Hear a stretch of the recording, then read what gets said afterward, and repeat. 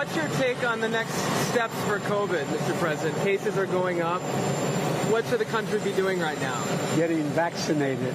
And for those who aren't? They've got a problem. It's not in their interest or the public's interest not to get vaccinated. Here to discuss is Virginia Congressman Bob Good. Congressman, welcome to the program. Great to have you here. Great to be with you, Jen. Thanks for having me. You know, we hear a lot about, and we talk a lot about Biden's cognitive struggles, yet here he is still trying to blame the unvaccinated for COVID. I was just watching the last hour of programming, and on Eric Bolling's show, they had Dr. Robert Malone. He's the inventor of the mRNA vaccines, and he said that it's the heavily vaccinated now who are putting the rest of us at risk. What happened to following the science? Do you think that Biden even understands how the virus or the vaccine works? Well, this administration doesn't follow the science, of course. They don't follow the science of gender. They haven't followed the science of COVID since this China virus first hit us. And you wonder, does he not know any better? Is he confused? You know, he doesn't know if he's running for president or vice president. He doesn't know if he's still in the Senate or if he's president.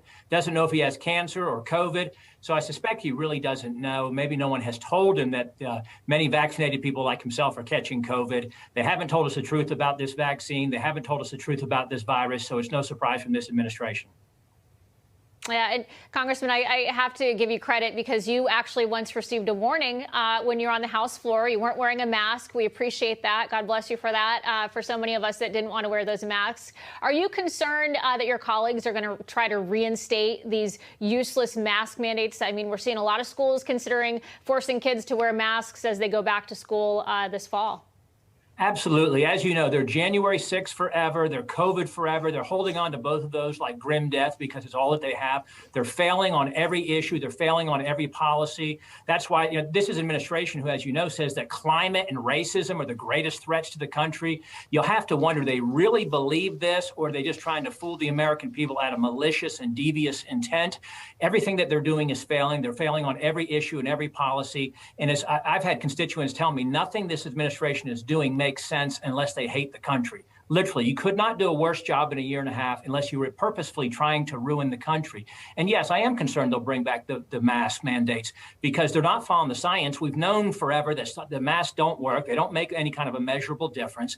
And so, but it's all about control. It's all about virtue signaling. I know I've been fighting for 2.5 years now to not have children be forced to wear masks, not to have anybody be forced to wear a mask, let alone those of us on the House floor. So you mentioned that I was fined along with a few of my colleagues for not wearing a mask on the floor, defying Nancy Pelosi's orders on that. But I felt like I needed to be an example. If I'm fighting for my constituents not to wear masks and I'm telling them not to wear masks, unless they choose and they want to, but not to be forced to wear a mask, then I didn't want to be forced to as well.